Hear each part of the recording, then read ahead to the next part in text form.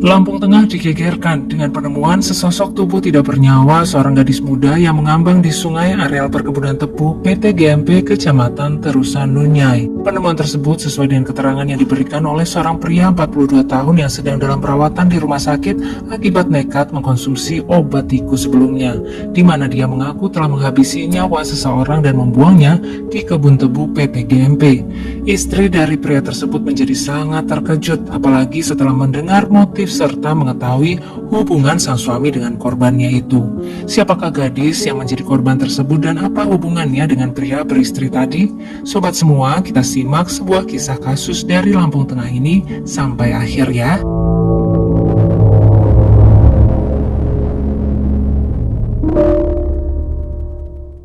Arum Dwi Rantika atau di sini kita sebut dengan nama Arum adalah seorang gadis berusia 15 tahun yang sedang menimba ilmu di SMK Muhammadiyah Seputiraman yang berada di Lampung Tengah.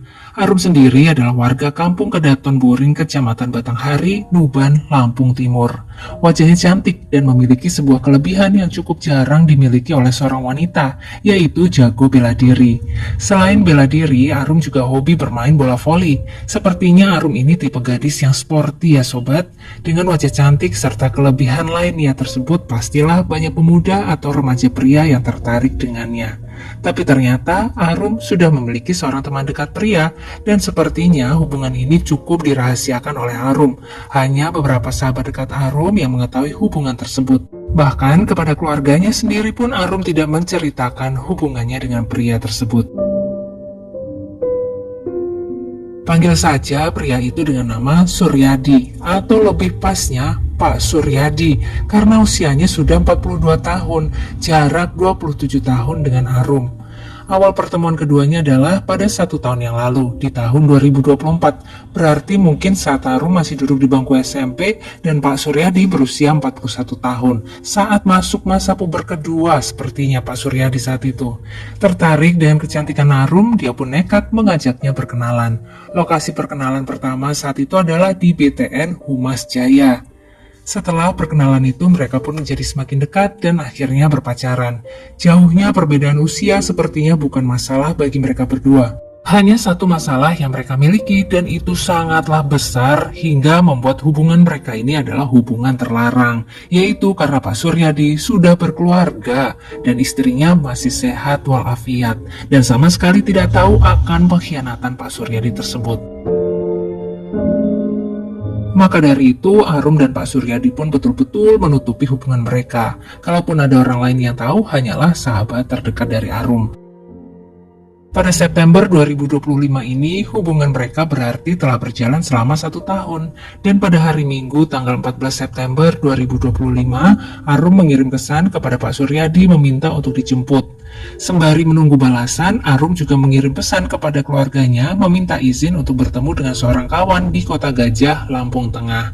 Keluarganya pun memberikan izin kepada Arum, yang pada sekitar pukul 4 sorenya dijemput oleh Pak Suryadi, bukan di Kota Gajah, melainkan di gang dekat rumah Arum sendiri. Tapi sepertinya keluarga tidak ada yang melihat Arum saat dijemput tadi. Hari Minggu itu pun berjalan dengan cepat. Malam tiba, tapi Arum belum juga pulang sobat. Keluarga mulai panik, tapi mereka tidak kunjung berhasil menghubungi Arum saat itu. Sampai hari Minggu pun berganti menjadi hari Senin tanggal 15 September 2025. Keluarga Arum masih belum bisa menghubungi gadis belia tersebut. Tentu saja mereka sekeluarga menjadi panik. Tidak biasanya Arum susah dihubungi seperti ini. Maka pada hari itu juga, tanpa menunggu lebih lama lagi, keluarga Arum membuat laporan orang hilang ke kantor Polres Lampung Timur, lokasi tempat tinggal mereka. Laporan tersebut pun berjalan dengan cepat dan ditindaklanjuti oleh pihak Polres. Dari Lampung Timur disebarkan ke seluruh jajaran kantor Polres di seluruh bagian Lampung. Di hari Senin itu keberadaan Arum belum juga dapat terdeteksi.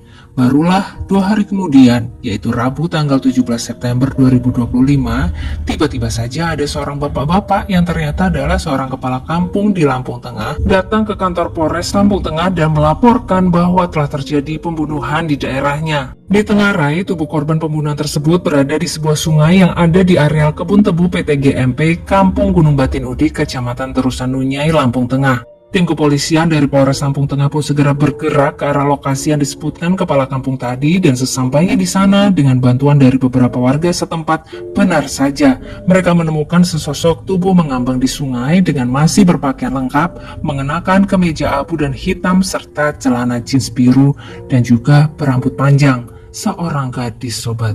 Proses evakuasi pun segera dilakukan. Tubuh gadis yang sudah tidak lagi bernyawa tersebut dibawa ke RSUD Demang Sepulau Raya, Lampung Tengah untuk kemudian dibawa ke Rumah Sakit Bayangkara Polri untuk dilakukan proses identifikasi, visum, serta otopsi. Polres Lampung Tengah juga segera melakukan koordinasi dengan Polres Lampung Timur terkait dengan adanya laporan orang hilang 2 hari sebelumnya. Dan setelah dilakukan pencocokan beberapa data, bisa dipastikan bahwa sosok tersebut adalah Arum Dwi Rantika yang sudah 3 hari ini ditunggu kepulangannya oleh keluarga. Ya Allah, apa yang terjadi dengan gadis tersebut dan bagaimana bisa Bapak Kepala Kampung tadi membuat laporan ke Polres mengenai penemuan sesosok tubuh di Sungai Terusan Nunyai? Ternyata, sobat, karena salah satu warga dari kampung yang dikepalai oleh pelapor tadi adalah Pak Suryadi, yang pada saat itu dia sedang dirawat di rumah sakit setelah mengkonsumsi obat tikus untuk pundir. Tapi alhamdulillah berhasil digagalkan dan langsung dibawa ke rumah sakit untuk diselamatkan. Setelah berhasil diselamatkan dari pengaruh obat berbahaya tersebut, Pak Suryadi pun melakukan pengakuan kepada istrinya bahwa dia telah menghabisi nyawa seseorang dan meletakkan tubuhnya di sungai areal kebun tebu PT GMP Terusan Nunyai. Dari pengakuan Pak Suryadi tersebut, sang istri serta pamong kampung setempat bergerak dengan cepat melaporkan kasus ini. Setelah berhasil diselamatkan dari bahaya obat tikus, Pak Suryadi pun langsung dimintai keterangan oleh petugas kepolisian, dan di sana dia menceritakan kronologi serta motif dari aksi pembunuhan yang dia lakukan. Kita masuk ke kronologi serta motif sesuai pengakuan tersangka, ya sobat.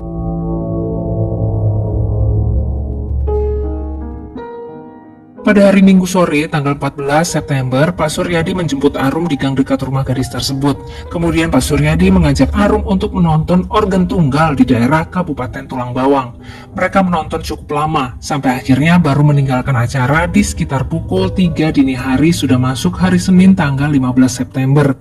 Mereka melakukan perjalanan kembali dan berhenti di areal kebun tebu PT GMP untuk ngobrol di sana.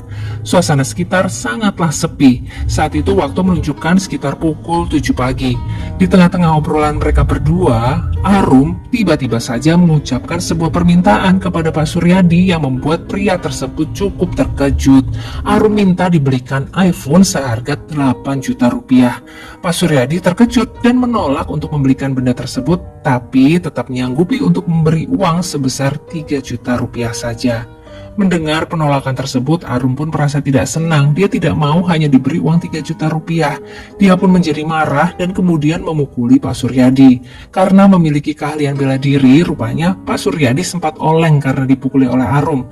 Pria tersebut pun mencoba membalas dengan tangan kosong juga awalnya. Tapi sepertinya Pak Suryadi merasa kurang puas, sobat. Akhirnya dia pun mengambil sebuah kayu yang ada di lokasi, lalu menyerangkannya ke arah wajah dan kepala Arum dengan kencang, sampai gadis tersebut pun tiba-tiba terjatuh dan tidak sadarkan diri. Dan begitu diperiksa oleh Pak Suryadi, Arum ternyata telah tiada. Gadis itu telah kehilangan nyawanya akibat benturan yang cukup keras dari kayu yang dipegang oleh Pak Suryadi. Karena panik, Pak Suryadi pun menyembunyikan tubuh Arum begitu saja di genangan Sungai Dangkal di dekat lokasi tersebut. Tapi karena memang tempat itu sepi dan jarang dilewati oleh orang, maka dirasa oleh Pak Suryadi cukup aman untuk menyembunyikannya di sana. Setelah itu, Pak Suryadi pun pergi meninggalkan lokasi dan pulang ke rumah, sobat. Tapi ternyata sesampainya di rumah, dia tidak bisa tenang. Gelisah terus, sampai depresi, takut membayangkan hukuman yang akan diterimanya jika ketahuan nanti.